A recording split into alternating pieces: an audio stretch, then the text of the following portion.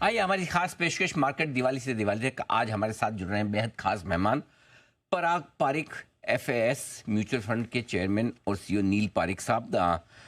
आप 2004 से इस म्यूचुअल फंड के साथ एसोसिएटेड हैं और आपने डिग्री हासिल की है बैचलर ऑफ इन इकोनॉमिक्स से यूनिवर्सिटी ऑफ नॉर्थ कैरोलिना, और इसके अलावा आपने स्पेन से एमबीए की डिग्री हासिल की है। नील पारिक सर, गुड मॉर्निंग, बहुत बहुत स्वागत है आपका। धन्यवाद हमें समय देने के लिए। सर, वैसे तो पिछली दिवाली से इस दिवाली तक बाजार में ज़्यादा पैसा बना नहीं, लगभग लगभग उन्हीं लेवल के आसपास हैं जहाँ हम पिछली दिवाली पर थे, थोड़े से बढ़कर आए हैं। कैसे देख रहे हैं बाजार का मूड माहौल इस वक्त, और आपको क्या आगे डायरेक्शन कैसा दिख रहा है, समझाएं सर। नमस्ते अनिल जी। नमस्ते। धन्यवाद आपके शो में बुलाने के लिए। तो लास्ट 5-6 साल तक से कोविड के बाद हमने बड़े अच्छे रिटर्न्स देखे हैं, और वो एक्सपेक्टेशन भी बहुत बढ़ गए हैं निवेशकों का कि हमको 20% रिटर्न मिलना चाहिए। मुझे नहीं लगता है, तो अगले दिवाली तक आई थिंक एक्सपेक्टेशंस थोड़े कम रखने चाहिए, हाई एक्सपेक्टेशन नहीं रखने चाहिए मार्केट से। अगर हमको 10-12% भी रिटर्न मिला मार्केट से अगले दिवाली तक, तो हमको बहुत खुश होना चाहिए। आई थिंक वैल्यूएशन भी जो आपने आपने ठीक ठीक, बोले कि 1 साल तक फ्लैटिश मार्केट रहा है, पर इसके बावजूद भी वैल्यूएशंस थोड़े अबव एवरेज दिख रहे हैं।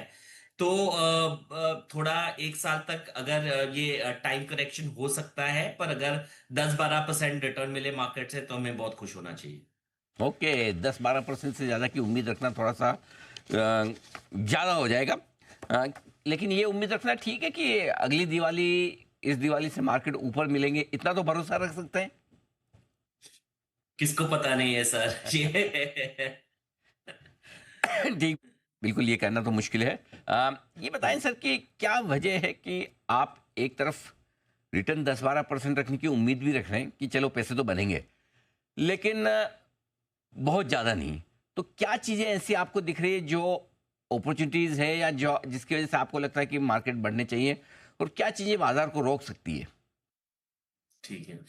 तो मुझे इतने पॉजिटिव ट्रिगर्स नहीं दिख रहे हैं। ऑब्वियसली मैंने बोला कि वैल्यूएशन थोड़े अबव एवरेज है, तो ऑब्वियसली अगर अर्निंग्स ठीक ठाक रहे, वो अर्निंग्स अच्छे रहे, तो ये सबसे बड़ा ट्रिगर है मार्केट को आगे बढ़ाने के लिए। दूसरा है, ऑब्वियसली हम सबको पता है अनसर्टेनिटी, ट्रेड के अनसर्टेनिटीज बहुत है अभी।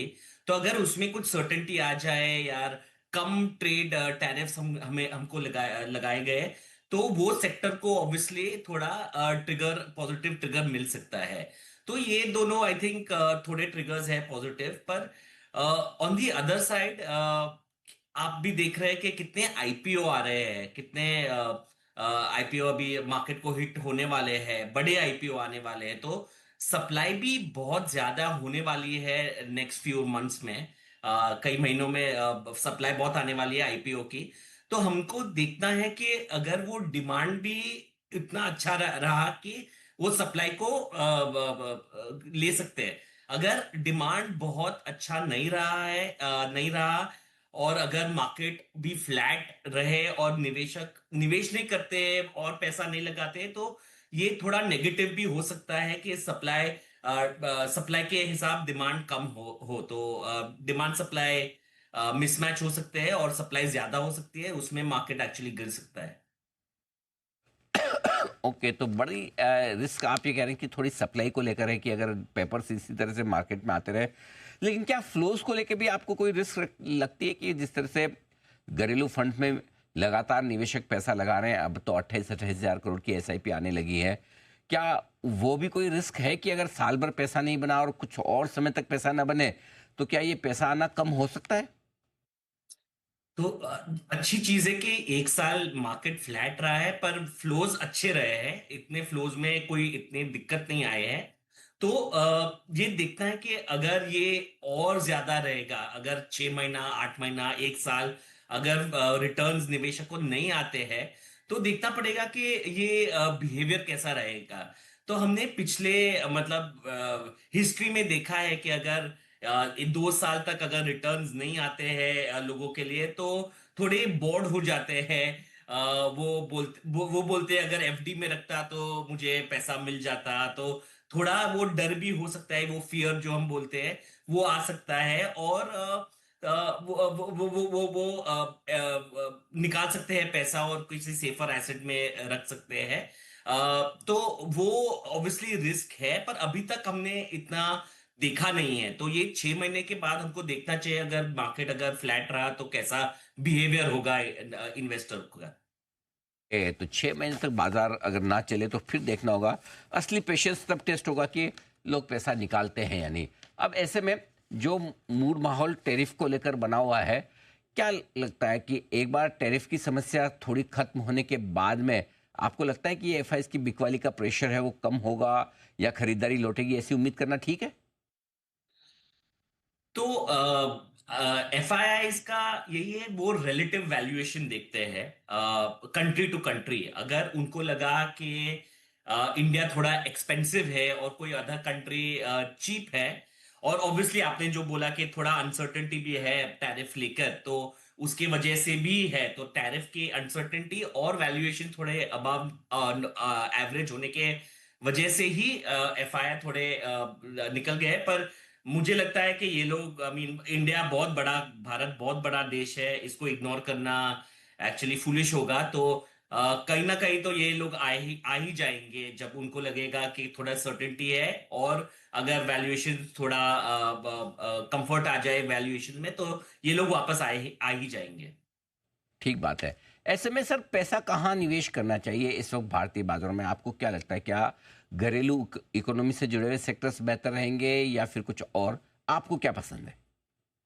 तो मुझे ये सब तो एक बाजू पे, उसके पहले लोगों के एसेट एलोकेशन पे ध्यान रखना चाहिए इन्वेस्टर को। तो मैंने हाल ही में देखा है कि अगर किसी का एसेट एलोकेशन जो बोलता है 60% इक्विटी है और दूसरे एसेट क्लासेस, तो अभी वो इक्विटी एलोकेशन बहुत ऊपर गया है, 80-90%। तो ये अच्छा मौका है कि आपका एक बार एसेट एलोकेशन फाइनेंशियल प्लान देखे और उसमें थोड़े चेंज करें, क्योंकि मुझे लगता है कि एक good place to invest also is के वो डेट हाइब्रिड्स जैसे बोलते हैं, जिसमें आपको टैक्सेशन भी मिलते हैं, मींस फॉर कंजर्वेटिव इन्वेस्टर, तो उसमें भी थोड़ा पैसा लगाना चाहिए। इक्विटी पे मतलब रिटर्न बने हैं हमारे, तो थोड़ा